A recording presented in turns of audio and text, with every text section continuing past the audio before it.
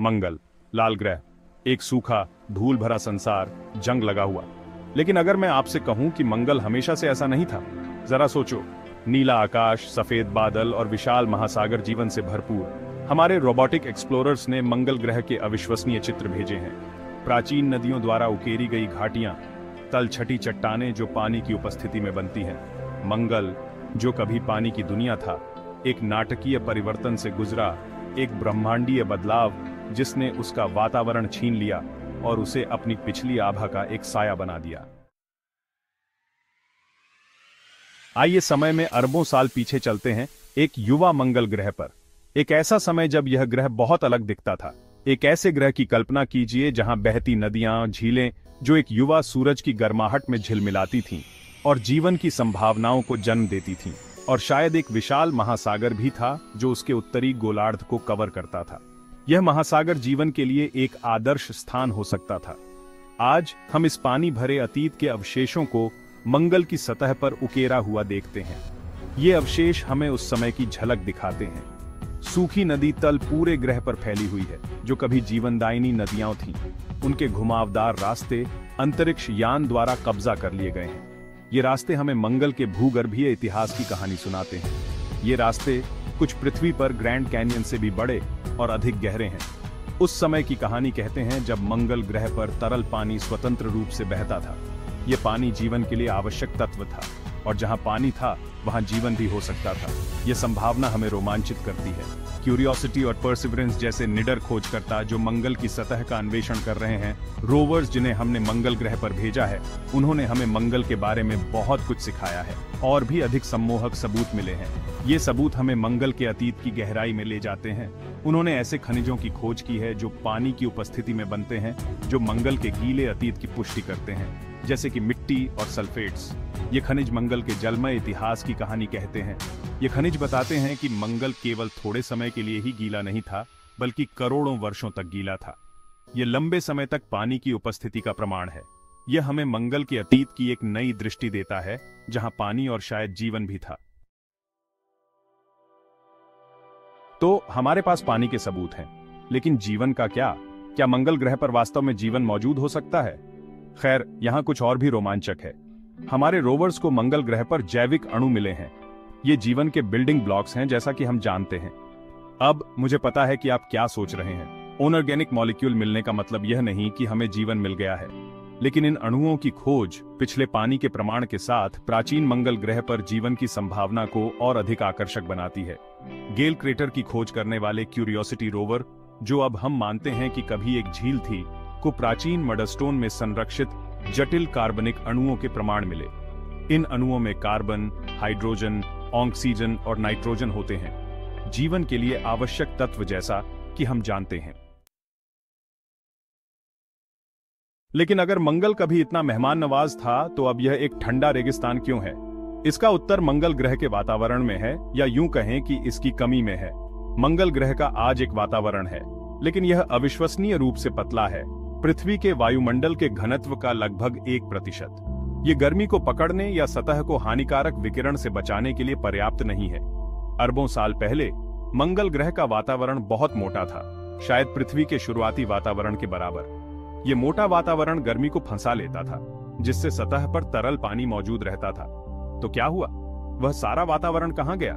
दो मुख्य अपराधी हैं, सौर हवा और वैश्विक चुंबकीय क्षेत्र का नुकसान।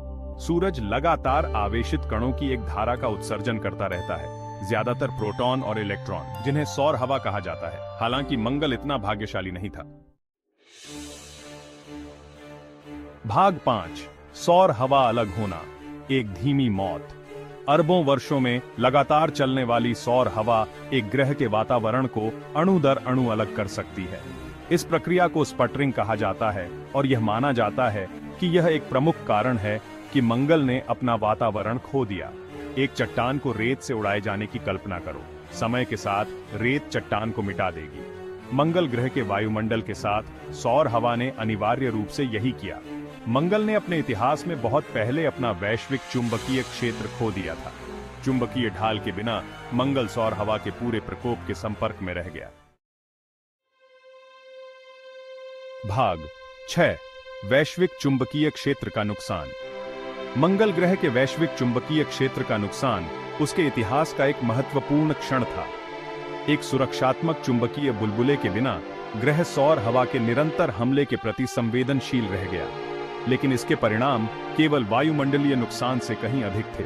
अपना चुंबकीय क्षेत्र चले जाने के साथ मंगल पर विकिरण की बमबारी हुई। यह विकिरण सतह पर मौजूद किसी भी जीवन के लिए अविश्वसनीय रूप से हानिकारक होता।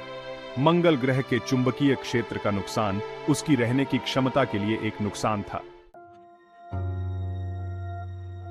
भाग 7। एक बार का शक्तिशाली महासागर अंतरिक्ष में खो गया।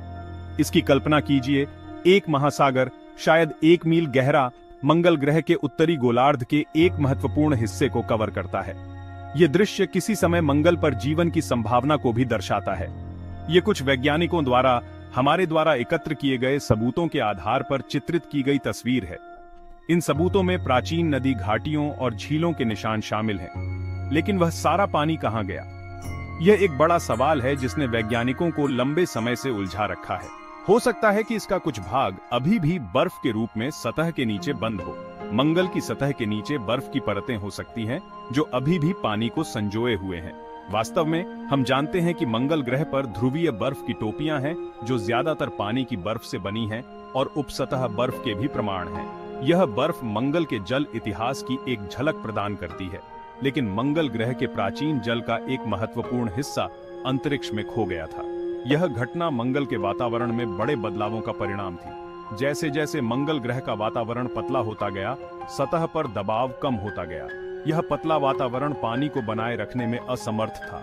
इस कम दबाव ने तरल पानी को और अधिक आसानी से वाष्पित करने की अनुमति दी। वाष्पीकरण की यह प्रक्रिया मंगल के जल को धीरे धीरे समाप्त कर रही थी और पृथ्वी की तुलना में कमजोर गुरुत्वाकर्षण बल के साथ मंगल अपने भागने वाले जल वाष्प को पकड़ नहीं सका। यह कमजोर गुरुत्वाकर्षण मंगल के जल को रोकने में असमर्थ था। यह बस अंतरिक्ष में चला गया। मंगल का जल अंतरिक्ष में खो गया और इसके साथ ही एक समय का शक्तिशाली महासागर भी। भाग 8। मंगल ग्रह पर जीवन का भाग्य एक सुस्त रहस्य। मंगल ग्रह पर कभी जीवन था या नहीं, यह सवाल विज्ञान के सबसे गहन और रोमांचक सवालों में से एक है। हमने सबूत देखे हैं, पिछला पानी, कार्बनिक अणु और एक ग्रह जो कभी पृथ्वी जैसा रहा होगा। लेकिन जवाब मायावी बना हुआ है। खोज जारी है और अब तक हमने जो सुराग मिले हैं वे केवल रहस्य को और गहरा करते हैं।